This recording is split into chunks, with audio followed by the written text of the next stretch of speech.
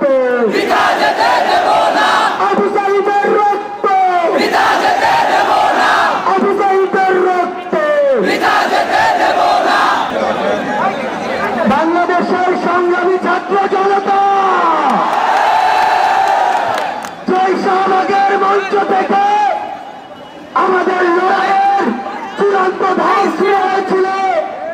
আজ আমরা অনেকটাই বিজয়ীর বেশে সেই শাহবাগের মঞ্চে আবার এসে জড়ো হয়েছি। সেই স্বৈরাচারী সরকার পুলিশ দিয়ে আমাদের ব্যারিকেড দিয়েছিল, সেই স্বৈরাচারী সরকার কোথায়? সেই পুলিশ কোথায়? আমরা স্পষ্ট করে বলে দিতে চাই, বাংলাদেশের ছাত্র জনতাকে ব্যারিকেড দিয়ে আটকে দেওয়া সম্ভব নয়। যদি আটকে দিতে চান, গদিতে আগুন জ্বলবে। ওই স্বৈরাচারী সরকার নাকি ভারতে বসে পাল্টা গণঅভ্যুত্থানের চেষ্টা করছে। এর চেয়ে বেশি হাস্যকর আর কি হতে পারে? আমরা স্পষ্ট করে বলে দিতে চাই, যদি যেখান থেকেই হোক পাল্টা গণঅভ্যুত্থানের চেষ্টা করে থাকেন, তাহলে আপনাদের গায়ে ভালো জানাজা পড়ার লোক খুঁজে পাবেন না। আমরা যখন রক্ত দিতে শিখেছি, তখন আপনাদের মতো ফ্যাসিস্টরা আমাদের লোক পর্যন্ত স্পর্শ করতে পারবে না। আমরা বলে দিচ্ছি, লক্ষ মানুষের সমাগম দেখেছেন, এরপরে যদি আমাদের দিকে চোখ তুলে তাকানোর সাহস করেন, কোটি মানুষের সমাগমে পিষে ফেলব।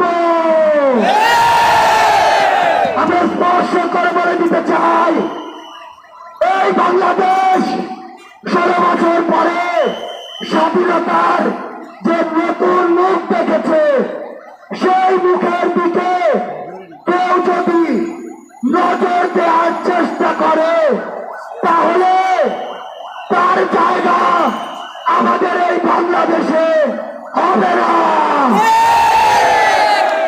আমরা একটি কথা আপনাদের স্পষ্ট করে বলে দেই, ওই যে শয়তানরা, এই যে কুচক্রীরা, তাদের যারা দোষর, তারা কিন্তু একদিনের অভ্যুত্থানে এই দেশ ছেড়ে চলে যায়নি। সালমান এফ রহমানের মতো বন্ধ সেজে লুকিয়ে আছে আমাদের আশেপাশে। এদেরকে প্রতিহত করতে হবে। যেই নৌকার মাঝি এরা সাজুক না কেন, নৌকা সহ ডুবিয়ে দিতে হবে। আপনাদেরকে স্পষ্ট করে বলি, আমরা আমাদের একটি ধাপ মাত্র পার হয়েছি। যতদিন পর্যন্ত জনতার দ্বারা নির্বাচিত জনগণের সরকারের হাতে ক্ষমতা না যায়, ততদিন পর্যন্ত রাজপথে 10 মিনিটের ঘোষণায় নামার জন্য প্রস্তুত থাকতে হবে। যেই গর্ত দিয়ে এই ফ্যাসিস্টের দোসররা বের হওয়ার চেষ্টা করবে, 2টা কাজ করতে হবে। সেই গর্তেই তাদেরকে ঢুকিয়ে দিতে হবে এবং ওই গর্তে তালা দিয়ে দিতে হবে।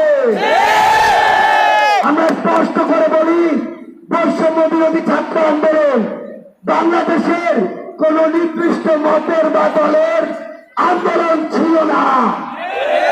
এটি ওই ফ্যাসিস্টদের বিরুদ্ধে পুরো বাংলাদেশের সকল মতের, সকল দলের, সকল জাতের, সকল বর্ণের মানুষের সম্মিলিত একটি আন্দোলন ছিল।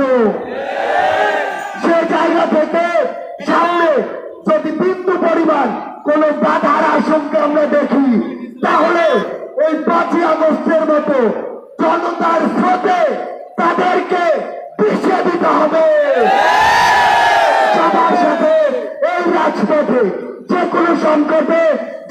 সংগ্রামে আবার দেখা হবে। সেই পর্যন্ত আমাদের এই সংগ্রাম, আমাদের এই লড়াই জারি থাকুক।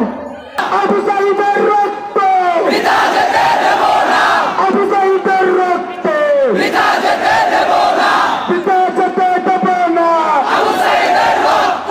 তাহলে বলেন, আগামীকাল যদি কেউ আমাদের বিরুদ্ধে ষড়যন্ত্র করতে আসে, আমরা কি মাঠে প্রস্তুত থাকবো? আমরা কি রক্ত দিতে প্রস্তুত আছি?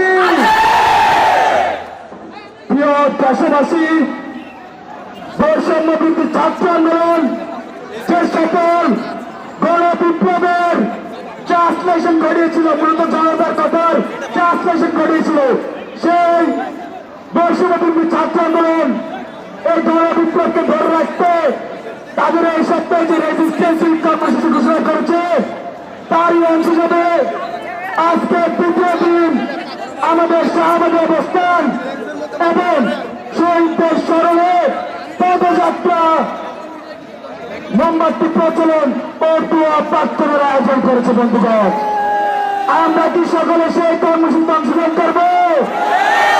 আমরা কি সকলে থাকবো? আমরা কি মোমবাতি প্রচলন করবো? আমরা কি শহীদদের জন্য দোয়া প্রার্থনা করবো?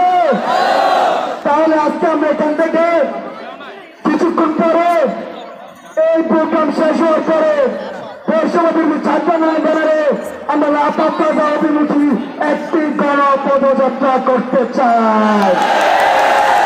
সন্ধ্যার পর পরেই আমরা মোমবাতি প্রচলনের মাধ্যমে শহীদদেরকে স্মরণ করব এবং তাদের বিধি আত্মার মাত্রা কামার জন্য আমরা দোয়া প্রার্থনা করব।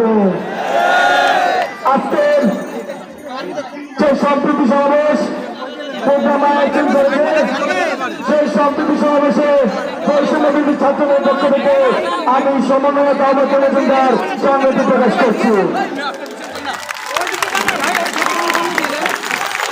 আপনারা জানেন, আমাদের সফল গণবিপ্লবের পরে আওয়ামী প্রেসিডেন্টের দোসররা সারা দেশে বিভিন্ন স্থানে আমাদের সংখ্যালঘু ভাইদের বাড়ি ঘরে উপশহরে হামলা করে, রাষ্ট্রীয় সম্পত্তিতে হামলা করে। কিন্তু আমরা তারপর দেখেছি বাংলার ছাত্র জনতা মাঠে নেমে এসে সেগুলোকে কিভাবে পুনরুদ্ধার করা যায়, কিভাবে হামলা দেখা যায়, রাজপথে নেমে এসেছে বাংলার ছাত্র জনতা। আগামী থেকে আমরা সেগুলোর জন্য সকলে একসাথে প্রস্তুত আছি। আমরা কি সম্প্রীতির বাংলাদেশ করতে পারবো? বাংলাদেশ আর কেউ এরকম পরিকল্পনা করতে পারবে? তাহলে আমি এখানে আমাদের আজকের সংগঠন বক্তব্য শেষ করছি। আপনাদের সকলকে ধন্যবাদ জানিয়ে আজকের বৈষম্য বিরোধী ছাত্র আন্দোলন যে